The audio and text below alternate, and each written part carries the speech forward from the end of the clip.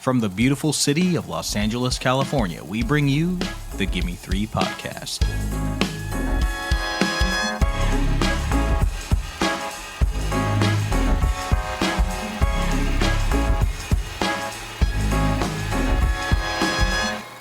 Hello and welcome to the Gimme Three podcast, a series for cinephiles. We are your hosts. I'm Nicholas Ibarra, and I'm here with Bella F. Stratus. Bella, what is going on today? Hello. Today we're very excited. Again, we're going to continue our female filmmakers of March, Women's History Month. So I couldn't be more excited, really.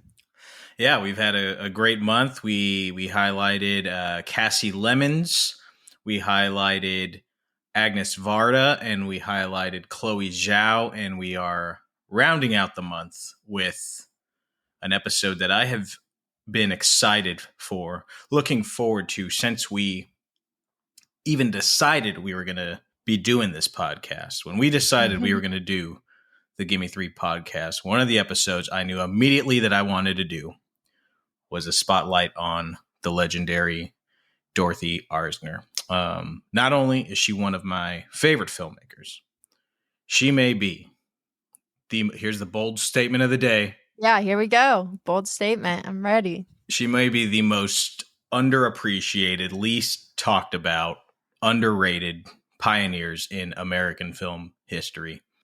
Seriously. Lot. Yeah.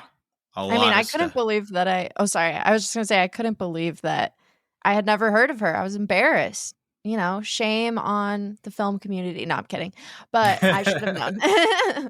I should have known. And I'm so glad that you've introduced me to Dorothy Arzner because, yeah, you were the first one to talk to me about her, which is crazy. So that's how I felt, too. When I discovered her work, I felt a little embarrassed that I didn't know who she was. And then looking more into her, I'm like, oh, my God, this woman is absolutely incredible. A lot impresses me about her, and a lot that I relate to her actually on as well. So because we actually have to talk about some of her films today, I'm just going to spitball some facts at you, some Dorothy Arzner trivia coming at you, folks. Here we go. Maybe we'll do a little background music or something here. Here we go. Yeah. Okay. Dorothy, she worked her ass off. Worked her way up the ladder in the film industry because she started as a typist and then she worked her way on a set. She started as a continuity person on set, which is what we call like a script supervisor today. And then she was an editor. She was a writer. She was an assistant director, which is what I do professionally. And then finally, she worked her way into that director's chair. She started directing in the silent era. And there were other female directors in the silent era, actually, quite a few. But when the industry moved to sound, the talkies, as they call them, almost none of the female directors made that transition. Most of the male directors didn't make that transition. As you know, like a lot of male directors, female directors, actors did not make that transition from sound or from silent films to sound. Arzner did. And she thrived. 1936, the Directors Guild of America is formed, and it's got one woman in it. Who? Arzner. Nice. I mentioned that she thrived when film transitioned to sound. Not only did she thrive, she helped the industry thrive because in one of her movies, she's working with famed silent film actress Clara Bow, who was petrified of these sound movies, horrified.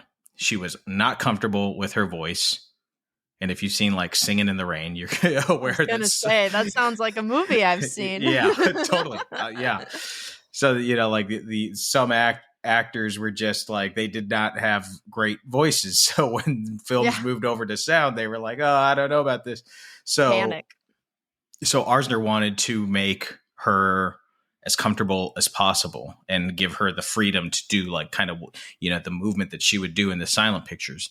So she came up with this idea. She said, let's put this microphone here on this giant pole and then we can like kind of follow the actors around with it. They could feel free to move about the space. And you'd be like, Nick, well, whatever, man. That just sounds like a boom mic. Yeah, motherfucker. She is the brainchild for the boom microphone. That's incredible.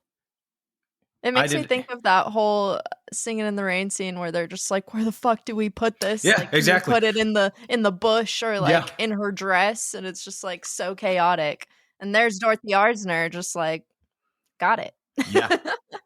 Yeah, and that's what they were doing, and stuff like that you see in that movie. It was trying to hide the microphone in different places, and she was like, one, that's not great for the actors because they're always telling them like, oh, you got to speak into the mic. Two, she said for herself, she's like, I don't want the camera to become a slave to the microphone. Like we should feel, it's a visual medium still, so we should be able to put the camera where it makes the most sense, not where it makes sense for us to put a microphone. Right. So Dorothy Arzner, boom. Not only that, she had this incredible eye for talent and working with talent. She worked with so many like soon-to-be icons that made their first big splash in Arzner movies. Claudette Colbert, Lucille Ball, Katharine Hepburn, Joan Crawford, just to name a few. And this is not no longer, my opinion. These are straight facts here. She is quite literally the most prolific American female filmmaker in history. She directed 16 films over what I believe was like a 15-year span. No American woman has directed more feature films than Dorothy Arzner. Wow. And for all of those reasons and more, I wanted to do an episode about Dorothy Arzner. And we intend to do more, I think, in the future. And I selected some of her most famous work for us to talk about today. The bombastic Dance Girl Dance, the wildly entertaining Merrily We Go to Hell, and the intense and biting film Craig's Wife.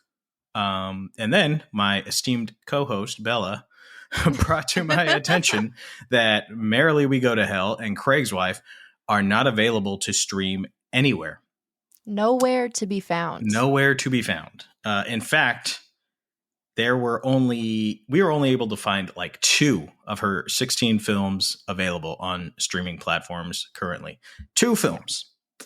So one, I was in a panic and felt like an idiot that I hadn't looked this stuff up prior to me being like, oh, I gotta pick the best Arzner stuff. I'm excited.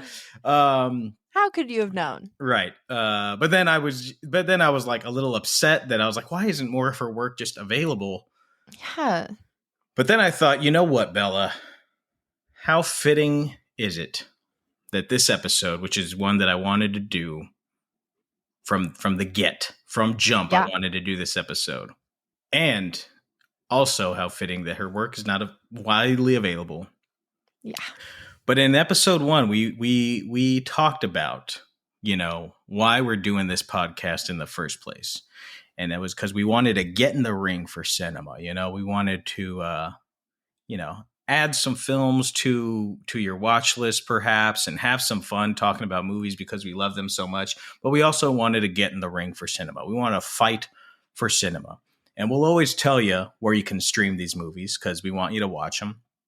But we're also always going to make the argument for seeing films on the big screen, going to your local video store, renting stuff, because I'm sure a lot of Arzner's films are available at, Vidiots or Cinephile Video or Videotech. I live in Los Angeles, so those are the only ones I have off the top of my head. I'm sorry, my friends who live in other cities, but you do have video stores near you, and I say show them some love. Yes. Because I was lucky enough to see a lot of Arzner's films for the first time on the big screen several years ago. The New Beverly Cinema did like a retrospective on her career. That's how I discovered her.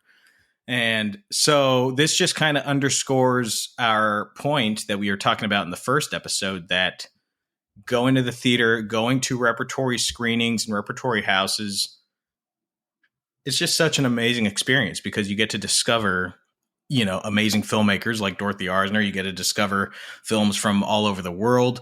And, now even like a lot of movies are doing re-releases of films at AMC's or Regals for like anniversaries. So, like if there's a classic that you haven't seen and it's playing on the big screen, heck, man, go see it. We're going to do a musical episode coming up soon. And you picked Mary Poppins, which we're going to talk. That's going to be coming up. I have never seen Mary Poppins. I'm so excited for you. Yeah, which I got a lot of shit from our guest that's coming on that episode and my wife. They're like, "What do you mean you've never seen Mary Poppins?" It is kind of shocking. It's just such a classic, but that's exciting. Sometimes that's fun. Yeah, and lucky me. Guess what? It's playing at the El Capitan this coming week. So guess what? I'm going to see Mary Poppins for the first time on the big screen the way the director and God intended. It's amazing. Anyways, I'm on a legit. This is a full blown rant, and this is not what this episode it's a good is about. Rant. But this is what it's all about at the end of the day. Yeah. But anyways, I just thought the lack of streaming availability for one of the greatest American filmmakers was a good opportunity to remind people why we're doing this.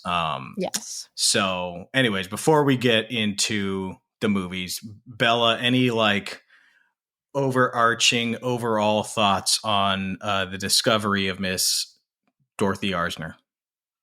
Miss Dorothy Arzner, you've opened a whole new world for me with Dorothy Arzner, and I am so excited to like go and hopefully tackle all her films as soon as they're available.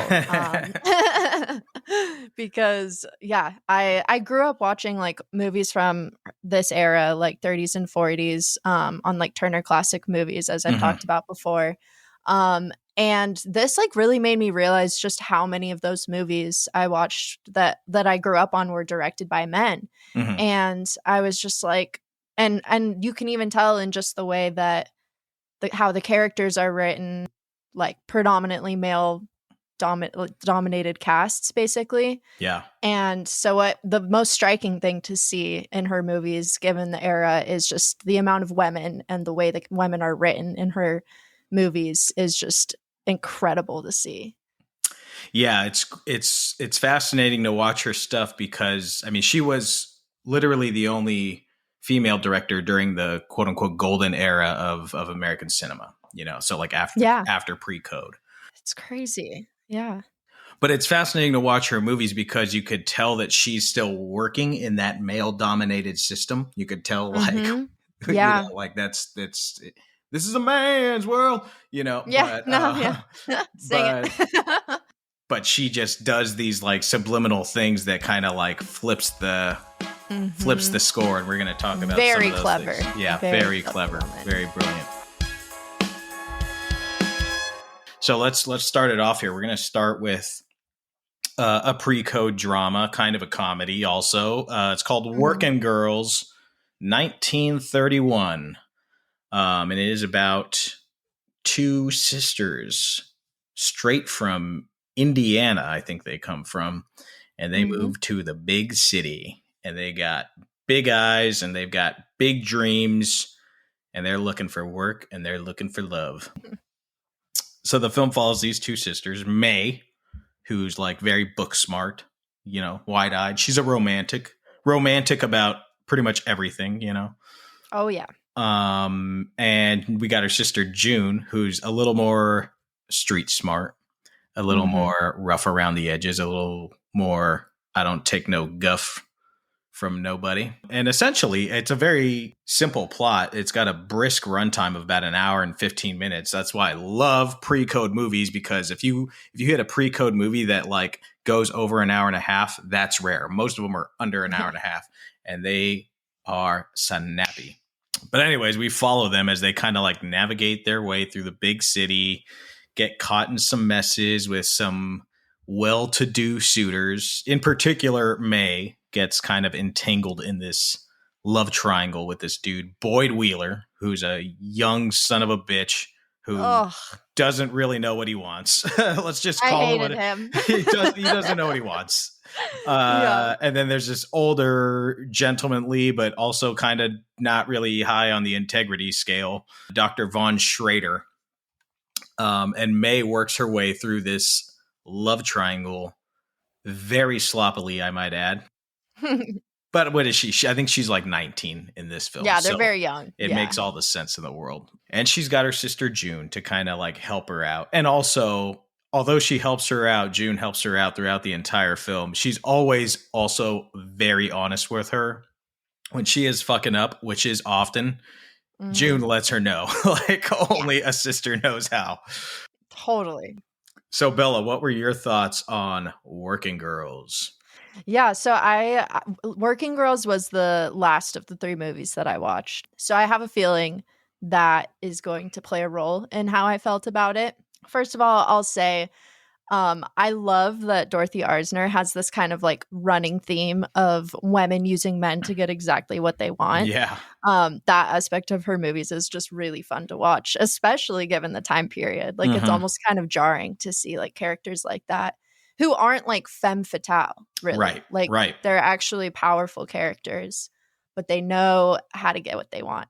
But that being said, I feel this is crazy. This is like the first film out of the whole podcast so far that was not my favorite. I didn't like not like it. It was a lot of fun, but I'd hate to like start off this episode like that because I loved like most of the movies we watched, but this was the one that was just like a little bit off for me. Yeah, I don't disagree. Yeah, I think it's just because I felt a little bit confused about like whether or not it was supposed to be romantic at first because the men in this film fucking suck like so much. Like we've got one of them just like gaslighting the hell out of May. And then she also gets fired from her job when she refuses her boss's like weak ass marriage proposal. Yeah. He literally called her April. Like he didn't even know her name after all the time she was working for him. He's like, oh, springtime. And then, yeah, like I adored almost all of Dorothy Arzner's characters out of the films we watched. But for some reason, May just irked me, man. I couldn't get on board with May, and I'm sorry to her. But she was I just couldn't understand like why she so badly wanted to marry this total chump, Boyd Wheeler. Literally the dumbest fucking name ever. No offense to anyone out there. But like, and June says it too. She's like, ugh, Boyd, like, what is that? But yeah, anyway, I was hoping to see that she would kind of like see the light and either find someone better or just like simply move on and focus on herself. But she was lost, man. There was no pulling her out of that relationship. Yeah, as the movie was, starting to wrap things up, I was like, "Oh my god, don't go back to this fucking dude. Do not go back. What are you doing, girl? Run!" And literally. Yeah, I agree. June is like the way more interesting and entertaining character. So cool. Yes, June was my favorite. Not out of all the films, but in this one, she was like badass, knew exactly what she wanted out of her life, knew exactly how to get it. And I loved how she looked out for her sister as well. Yeah. So Miss Louise Main Adams and Mr. Boyd Wheeler, whose engagement was made known last night. Oh, June.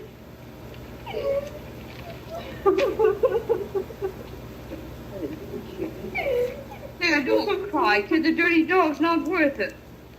You're a darn fool. I had you got sense enough to go in out of the rain. I know how it feels, only I'd rather be dead than a soft simp like you. She's got so many, like, funny one-liners. She's, like, written so sharp and interesting. Yeah. Like, she goes and, like, asks her, like, this guy who's been dating her for a while, and she says, come over here, I want to tell you something. I don't want to say it out loud. And he goes, is it something sweet? And she goes, it is not. Do you got a gun? And I was yeah. She was so fiery and like, I don't even know the word for it, but just so funny. Yeah. And I loved June's character. I was going to say, though, for me, I think another huge aspect of my, like, not loving this film was that it's possible that I just simply did not understand this movie, because I did really struggle to understand just what the hell they were saying, like the lingo. Oh yeah, I love that and 1930s lingo. Oh, Daddy. it's like the lingo, and then it's like almost like, I don't know what they call it. It's like the transatlantic accent or whatever they called it back then. Yeah. And it was thick, and there was lots of jargon that completely went over my head. Ooh, I love that which is shit. really cool to see. Yeah. Like, I was like, damn, this is like the real deal of life at this time. But it definitely made it a little bit difficult to watch, especially using put on your clappers and look this way, dame. Yeah, see? Exactly. Like, I love it. I eat nice it up. gams, honey. Yeah, there were times I was just like, yeah, cool. Like, I have no idea what the hell's going on, but like, they look great. There's this one scene where May's got, her nice outfit on. She's gonna go see Fuckface, and one of the girls that lives in the building comes in, and she goes, "Oh, gracious, May, you're fit to knock a person's eye out." Like, that's, she just like looks like a knockout, So I was like, what a way to say that. I am stealing that. You're fit genius. To knock a person's eye out. But yeah, I wish I could remember them. There is some, yes, like, I love that 1930s lingo. That's my stuff. But I understand that it is kind of like, the further we get away from it, the more it becomes kind of like starting to get like a little Shakespearean, where it's a lot of stuff that doesn't translate. Which is really cool. Yeah. But it definitely, I mean, no offense to YouTube, but their subtitles did not help me that much. Right. I ended up just like having to decipher those. So then I just got rid of them completely. Yeah. The other thing that's like interesting about this film to kind of put into context, as you were talking about, is like two things. One, this film came out in 1931. So we were kind of getting going in the Great Depression. Right. So that has a lot to do with it. You could feel the shift in like in this movie and the next movie, more so the next movie specifically. Oh yeah. The class thing and just wanting to like be safe and have money is like, damn, these dames care a lot about money, but it's like, well, shit, in the Depression, like if you could like not worry about where the bread was going to come from, that'd be pretty sweet. Yeah, I really appreciate the realism elements in her movies. Yeah. Of just like, it's very much grounded in reality of the times. Mm-hmm. Mm-hmm. The other thing to mention is, like, as you said, neither of these men are great. Right.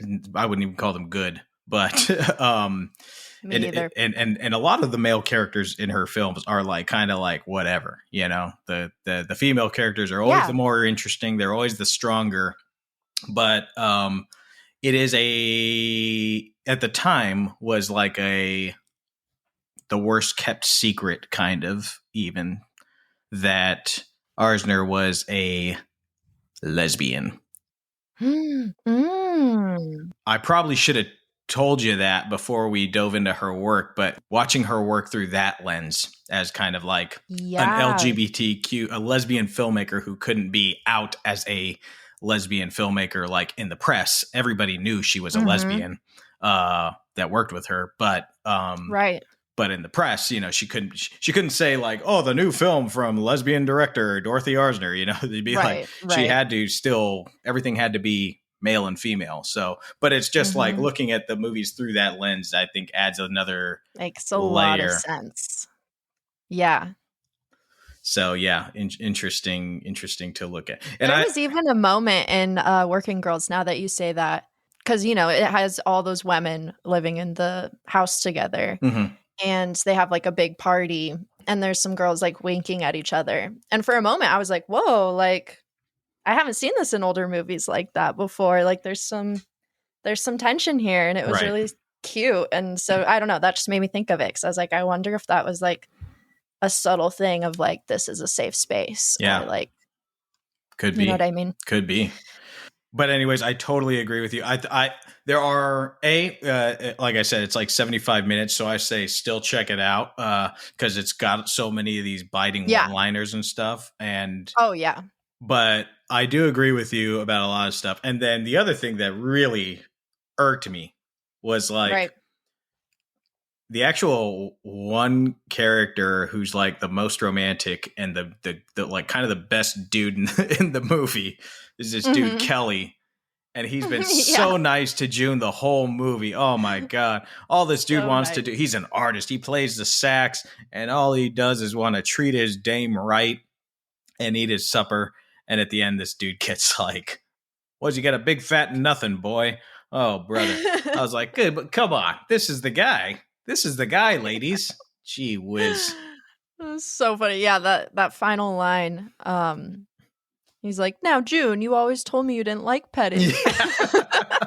She's all like cozied up with another man. Yeah, fade to black. I was like, oh, this poor bastard. Yeah, I was like, damn, iconic right there. Messed up. So good. But yeah, poor Kelly. Yeah, poor Kelly. He deserved better. So Working Girls is not available on any streaming platform currently. Every once in a while it does pop up on the Criterion channel. I've seen it on there a couple times. Oh, nice. But it may also be available for free on a certain site that you mentioned earlier, YouTube. So check it out there. It's a 2K upload, so it actually looks pretty great. Yeah, it did. Yeah. So there we go. That is Working Girl, which admittedly we picked because we could watch it. Yeah. It's not our first choice, but still a worthy watch. Agreed.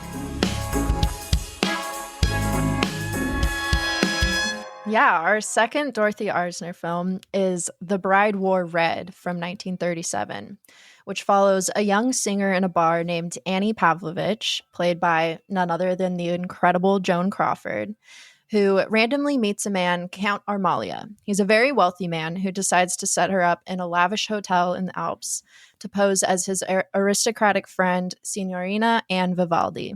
He does this as a little joke to show that peasants and aristocrats are not all that different. With a new lease on life, Annie takes the opportunity for some fun. But the longer she masquerades in this exuberantly wealthy world, the more she loses herself in it. In fear of all of it being taken away in just 2 weeks, she decides to find a wealthy husband to secure her future in this materialistic realm. The last thing she expected, however, was to find herself stuck between two men from two very different worlds, and now she has a big choice to make. So, my initial reaction, I loved this movie. Mm-hmm. I love how this was somewhat of a Cinderella story. Like the fairy tale, Annie's plucked from the ashes by a too drunk and much too wealthy fairy godmother, or godfather, I guess, who sends her to live as a princess in a castle in the mountains. And I love how it uses this well-known story, but takes the opportunity to infuse it with a ton of class commentary. Mm-hmm. It felt very ahead of its time in this way. And I really liked how it explored this theme through Annie's character and her perception of both worlds. Yeah, I hadn't thought about the Cinderella thing, but you're totally right. I don't know how that got past me, but I think you hit the nail on the head with that one. That's very, very cool. Yeah, it was just like certain things, like for like referencing because just the basic storyline of that. But then with like the class commentary, she meets the postman, Giulio, I believe is his name. Is that right? That's right. That's his name, right? They call him Giulio, but it's like, I'm like, not a single person knows how to say Julio in this movie, including the character himself. I noticed that all of the names were being botched throughout this whole movie in a very American way. They just read the script. They're like, okay, Julio, it's like, all right. Yeah, I was like, okay, so we'll call him Julio for this. But anyways, the first person she meets upon arriving at the station to get to the hotel is Julio. And he takes her in his wagon full of mail up to the hotel. And on the wagon ride, he talks to her about his love for the trees and the land he grew up on, and just how every day he falls in love with it more and more. And Annie is so moved by this. She sees this new, beautiful world before her, and she's just in awe, and she wants to reach out and experience all of it. And then in the same night, Julio talks to Annie about this beautiful forest picnic under the stars that all the peasants will go on at night. They call them peasants in the movie, so that's why I'm that's not Bella, just the peasants. Yeah, no, sorry. Just to clarify. Anyways, they have this conversation about it. She's kind of still trying to keep this aristocratic, like, snobby facade, but you can tell she's really interested in what he has to say, and it's like calling to her. And then Rudy Powell, such a funny name to me, Rudy Powell, a flirty, engaged, I might add, aristocrat, comes up to her table and starts talking to her. And she tells him about the picnic that Julio was talking to her about. And he kind of shits on it. He's like, wet grass, that doesn't sound nice. Which is what she initially said to Julio, but he had a really nice answer that made her realize immediately just how silly this is, because he's talking about the beauty of that moment of just like eating and drinking under the stars with people you care about. And she just repeats this answer back to Rudy Powell.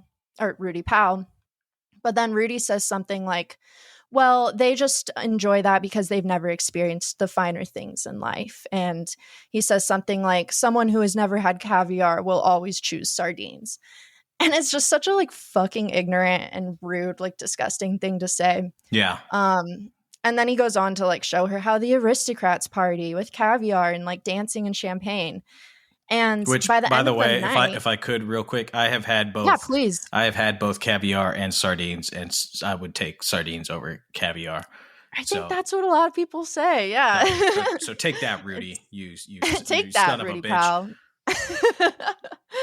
Exactly. But yeah, so by the end of the night, we start to see this pivotal change in Annie as she begins to lose herself and fall deeper into this aristocratic persona as Signorina Vivaldi. And when talking to her friend Maria, who happens to work at the hotel as a maid, Annie just regurgitates this line that Rudy fed her. And it's just so icky. You're like, oh, girl, no, like, come on, don't fall for that shit. Don't change who you are and what you like and what you want out of life based on this, like, what this delusional and detached society says about it. Yeah, so I just thought that Dorothy Arzner had a really clever way of showing someone who is kind of easily influenced just because she's been like plucked out of her comfort zone and dropped into this like crazy world that she doesn't understand at all, and just shows like how the two worlds can like influence her basically in that moment. Yeah. I think the movie is quite brilliant in that it lets Annie be flawed.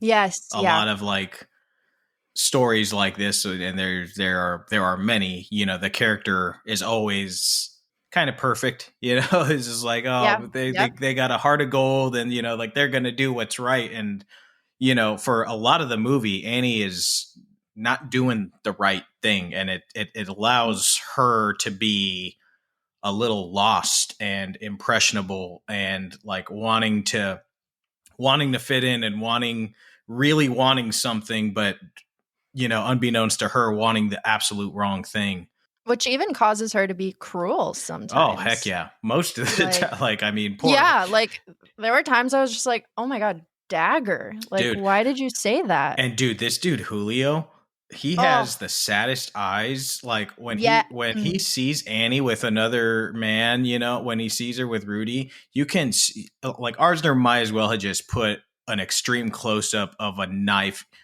driving into this dude's heart, because that's how sad his eyes were.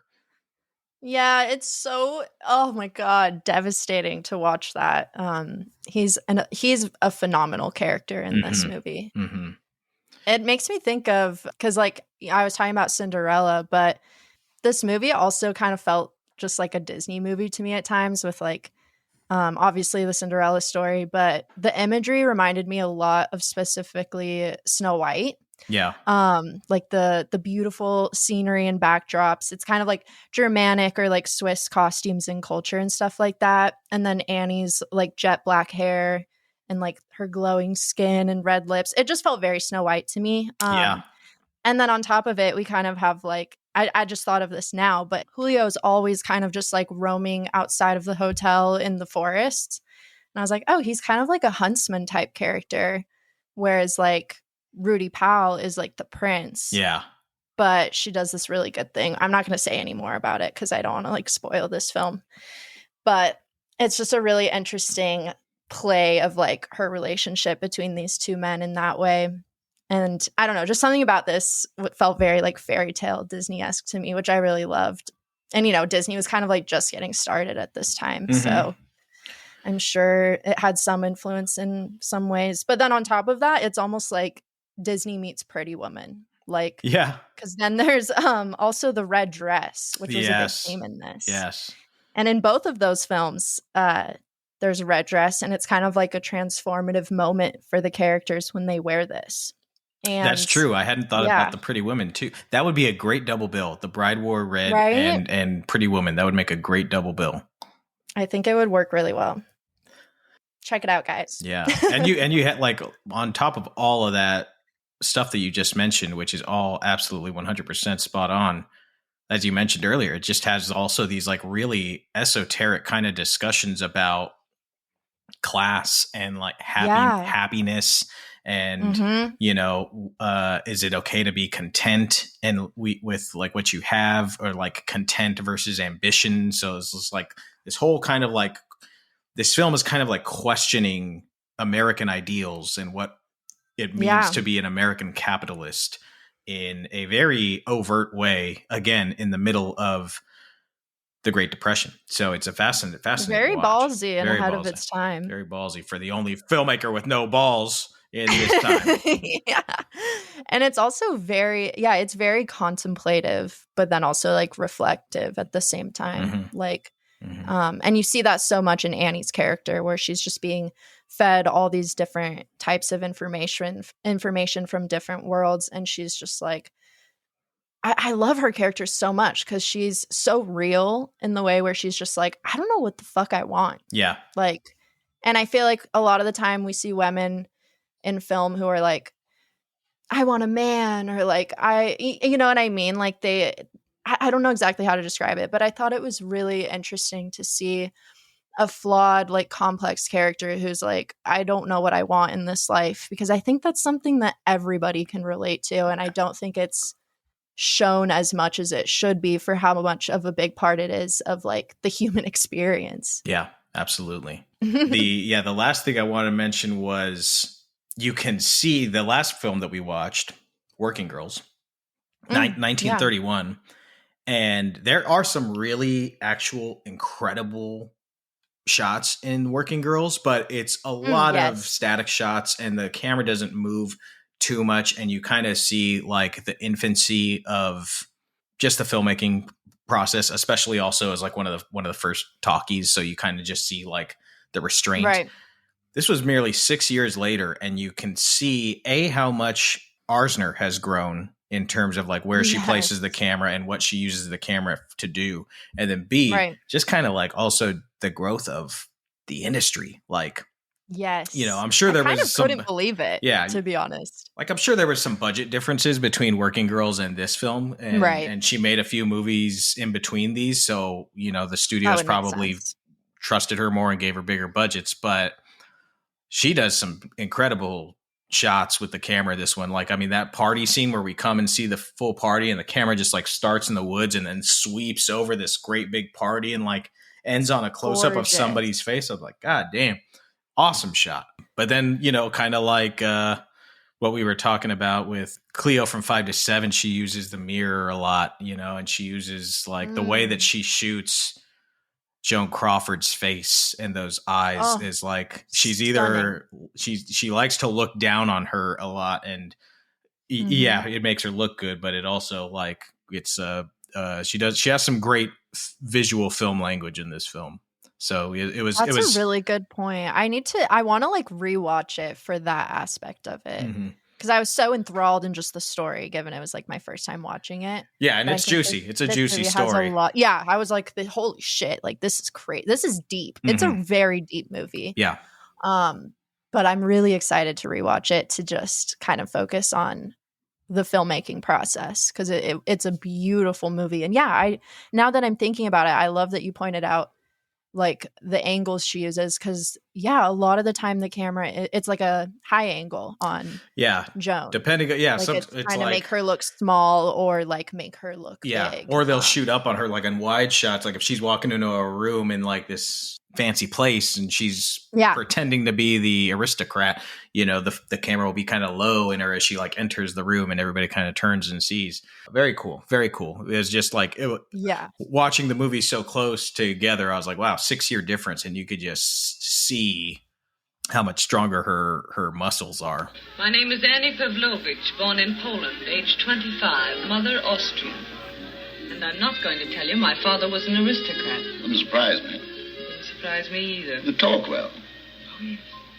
Yes, we breathe and sleep and are hungry, too. Very much like human beings. Naturally, Signora. Who was your mother? Who was your father? How did you happen to become a count? Proud of you to come here and stare and ask me questions. Why, no, right at all. It's all a matter of luck. I had the good luck to be born rich while you... I had the bad luck to be born. You're absolutely right. It's most unjust. One is powerless to protest one's fate. Powerless to stop the I'm great hungry. wheel. I'm sorry. Wait up. Wait, bring some more dinner for the lady. Best you've got. Caviar. Caviar for the count. Bring me a dish of stew with meat in it. And remember, put plenty of meat in it. Are you going to drink some beer? Champagne's good enough for me. The Bride Wore Red, available on Amazon Prime, or you can check it out at any of your local video stores. Incredible movie. We're going to take a quick break, everybody, and during that break, you are going to hear from Sonja Mereu as we go into yet another installment of Sonja's Movie Minute. You asked for more Sonja's Movie Minute, and I say, here it is. We're going to be right back with Dorothy Arzner's Dance Girl Dance. Stick around for more on the Gimme Three podcast, a series for cinephiles.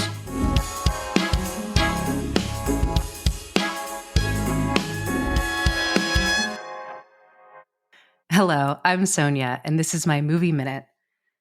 A month-long exploration of women filmmakers couldn't be complete without the inclusion of Lynne Ramsay. Although she's only released a few films, each one has been extremely powerful and expertly told.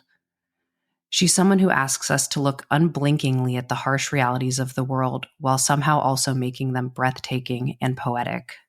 Her first feature is Ratcatcher, set in Glasgow, Scotland during the trash workers' strike of 1975. The streets and the building courtyards are filled with trash, which of course bring rats. The children who live in this destitute area seem to accept the situation as normal and play among the trash and rats as naturally as if they were objects in a playground. Ratcatcher is the story of James, a 12-year-old boy who lives in the low-income public housing. At the very beginning of the film, he and his friend are playing in a filthy canal by their home, and his friend drowns. It's unclear if the friend accidentally drowns or if James accidentally drowns him during the game. Either way, Ramsay instantly shows us how easily life can come to an end in a place like this, and how the only thing people can do is to keep surviving. James also befriends a young girl named Margaret Ann. At first, she seems to be the mature bad girl type, especially because she has sex with the local boys. But once we get to know her, it's very clear that, like James, she's just a child surviving in her environment the best way she knows how. In a truly masterful moment of the film, Ramsay gives us some relief from our settings and the oppressive dead-end feeling. We see a boy named Kenny tie his pet mouse, Snowball, to a helium balloon, which he releases up to the sky. In a surreal departure from the rest of the film, Snowball lands on the moon where he meets other mice, and they happily scurry in their mousy little way. Lynne Ramsay definitely likes to explore the ways in which childhood can be horrific, and parenthood for that matter, if you've seen We Need to Talk About Kevin. But in spite of the heaviness of her subjects, her films truly are a pleasure to watch.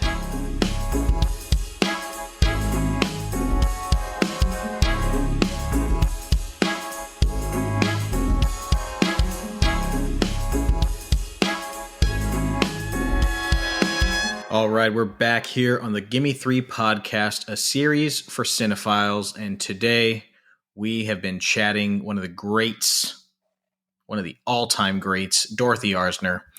We discussed her film, her pre-code film, Working Girls. We discussed The Bride Wore Red, starring Joan Crawford. And now we are going to talk about one of her most famous, one of her most well-respected films, a movie called Dance Girl Dance, starring Maureen O'Hara and Lucille Ball, pre-I Love Lucy, Lucille Ball. Both women in this film are dancers. Both women are dreamers.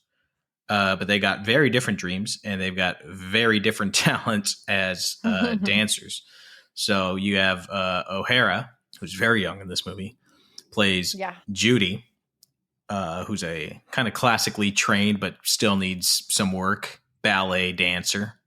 And she wants to be on Broadway. She's an artist, let's say. She is in it for the dance. And then you got Lucille Ball, who plays Bubbles, also known as Tiger Lily, who, my God, is just a knockout in this movie. Oh, yeah. She's fit to knock a person's eye out. Yes, she is. But she's got a little bit more of a flaunt what your mama gave you kind of style of dance. These ladies start the film. They're in the same dance troupe that is very much struggling. And Bubbles kind of gets picked up by a quote-unquote booker. And she works her way up and gets her own burlesque show. She's the star of her own burlesque show on Broadway.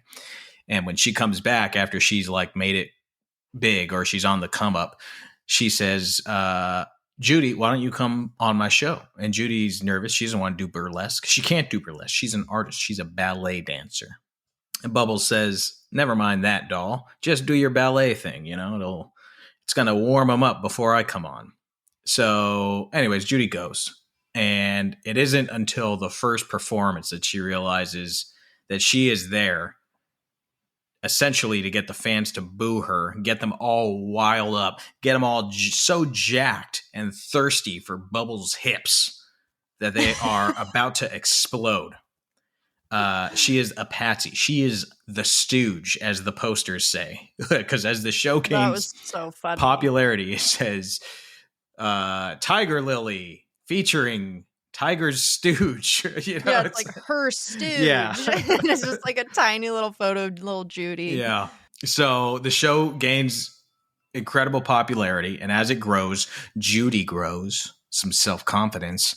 Bubbles grows, or Tiger Lily grows, and the movie kind of sews a pretty dense web about fame, artistry, femininity, capitalism, and one of the most impressive movies I've seen that kind of like highlights and turns the camera on the male gaze.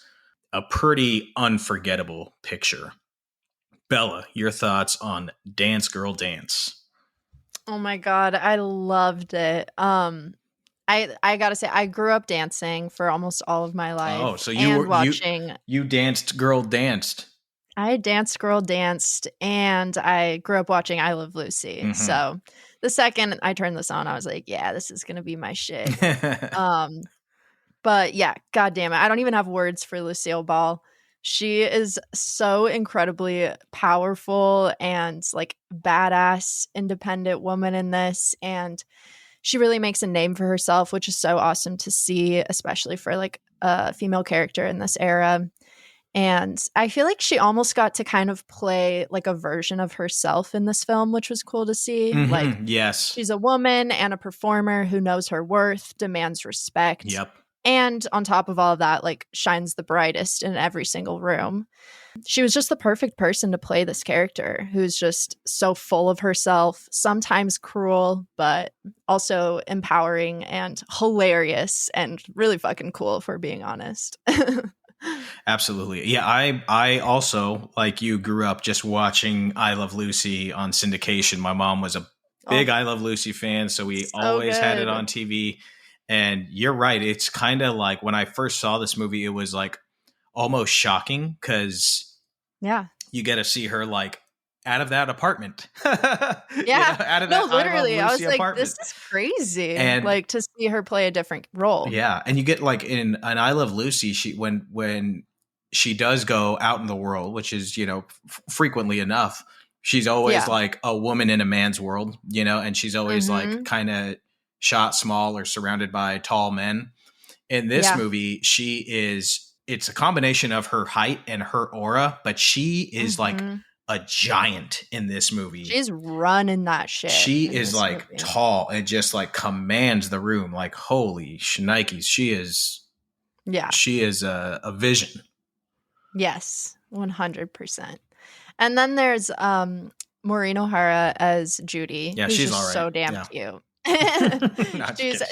She's great. quiet and shy. She's perfect for her character. Yeah. And just very sweet. But then we get such an amazing character arc or like development for her character, which I really love to see. And I don't really want to spoil anything, so I'm not going to say any more about that. But it's definitely worth watching to see where this film goes because it's very unexpected, in my opinion.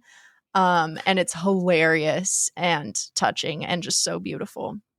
Yeah, I don't want to give away the ending because I think it is this film's a real American treasure, especially because it's a great movie and it's got a lot to say, but just the fact of seeing like young Maureen O'Hara and young Lucille Ball go out there and do their thing, like it's a time capsule just in that sense alone. But on top of that, you have a really, really fantastic movie. But I will say the big turning point for Judy towards the end of the movie, I'm not going to say what it is, but I was talking about the camera work in that last movie.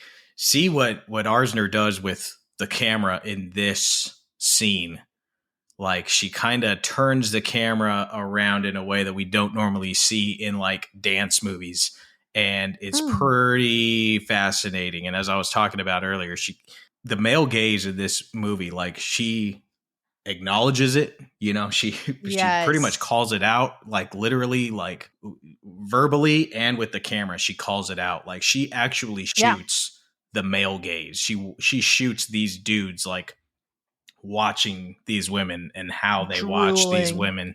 And it's like, you don't even today, you don't really see people shooting the male gaze like that a lot. Yeah. With such awareness too. Yeah.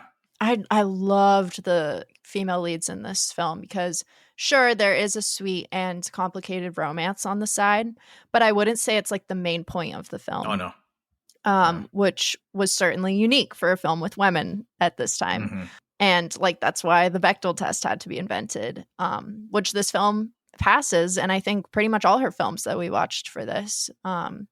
So it's just so awesome to see that. And like, they all the way the women are written, like they're all hilarious or like very smart and driven. They all have like goals and dreams they want to achieve. Like Bubbles wants to be a star.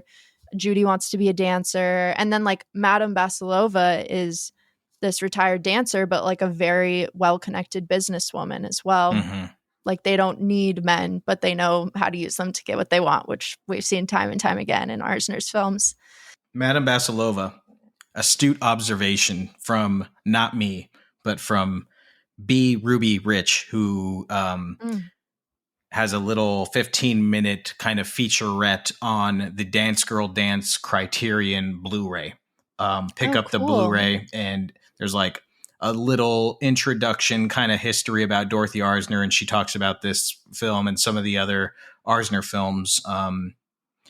But B. Ruby Rich brought this up, and I thought it was an excellent point, was Madame Basilova, for the first act, she's almost entirely dressed in suits, kind of power suits. Yeah, that was the one thing very that I was masculine like, whoa. suits. And if you look up pictures of Arzner, that's how she dressed on set. She was always dressed essentially like a dude. Yeah. For a couple reasons. One, she probably needed to like dress like that to kind of like have some respect on the set and stuff, assert dominance. Yeah. But also she was a lesbian. That was just her style. Right. And she didn't like hide it. Her partner, well-known 30-year partner. They live together in Los Feliz, is Marion Morgan, who I believe choreographed this film and was a longtime romantic partner. She was a dancer, and she had a troupe of her own also. So there was kind of like I think that character was kind of a little bit of a combination of the two of them. But what was interesting that B. Ruby Rich brings up is that, you know, she's always dressed like a man, this Madame Basilova. And then the one scene where she's like, okay, we're going to have to go ask for a favor so we can get like a job for us. And that's where she like starts to put on a little bit more of a feminine touch. She puts on a little bit of makeup, and she's got this very ladylike hat, and then she dies. So dude, her literally jaw dropped. Yeah. I was like, what? So Ruby Rich's hypothesis is like, if you conform to, you know, these standards of what men want women to be, it is actually fatal. Huh. And I like that. And that's something that Ruby Rich argues Arzner never did that, and that is why she's the best. Yeah. That's so cool. That's really interesting. So check out that Criterion Collection I Blu-ray. need to check that out. And there's also, you can borrow it. There's also on there an interview with this filmmaker guy, Francis Ford Coppola. I'm not sure if what he's done, but he was a student of Dorothy Arzner, because after Arzner left the industry, which she did in the 40s, just a few years actually after this movie came out, she was like, I'm done. Wow. She became a teacher, film professor at UCLA. And one of her students, that like her most famous student to come out of her class, was Francis Ford Coppola. So check out the Blu-ray, and you've got an interview with Francis Ford Coppola where he talks about getting schooled by Dorothy Arzner. So if you basically no Arzner, no Godfather. There's another thing. No Bram Stoker's Dracula. If you're me, right? That's my favorite. That's your Coppola. Francis Ford Coppola. Yeah. Any final thoughts on Dance Girl Dance or Dorothy Arzner, Bella? Okay, I don't know if I want to totally include this, but I genuinely have a question for you. Mm-hmm. I tried to look it up, but couldn't find any answers. So I was wondering if maybe you knew. But one thing I noticed about this film was like the sparkles in it. And it's such a like subtle thing, but it was literally such a like the most electrifying little detail, just like the way the their dresses would sparkle. Like it would literally cast like a Disney like animated sparkle, or you would even have it in like Judy's eyes. Right. And I was just like, how did they do this? Because I have noticed this in like older films, but I'm like just so curious. Like, is it the cameras they were working with, like specific lighting? Is it some kind of like magical editing trick? Because whatever it is, it was gorgeous in this film. Well, the sparkles on the dresses, I would imagine, were just wardrobe pieces inserted into the actual wardrobe to catch the light whenever they would move, which is stunning. Something they would do in burlesque, you know, and like even burlesque dancers to this day, you know, they like to wear a lot of sequins. But the sparkle in the eye is something that what they call an eye light, which was invented around this time, the 30s, I believe, early 40s, where especially for black and white films, they would have to add basically a light that would go just right around the camera and shine into the eyes, because it just makes that little light, that sparkle that you see in eyes, it makes them look alive, basically. Like it brightens them up. And even today, you're going to see eye lights in every close-up in every movie. Because if you don't have that light in, like if you're just talking to me right now, like I don't have this eye light, but if you watch any movie, they have that little white thing in their iris, in their pupil, the black and the black of their eyes. And if they don't have that, people look dead. People look like they are lifeless. So that makes a lot of sense. If you don't see that in there in a character, doesn't have that it's little light, it is a choice, and don't trust that character.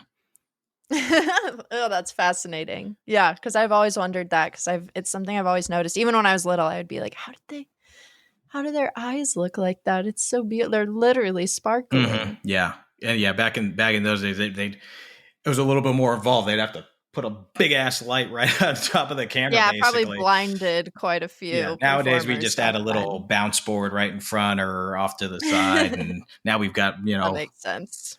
Battery operated lights we can basically hold right in front of the camera. It's great. But yeah, well, that's good to know. But anyways, my final thought is like, this is just such an amazing feminist film about working women and the way men perceive women, specifically like in the workforce, like in the entertainment industry at this time.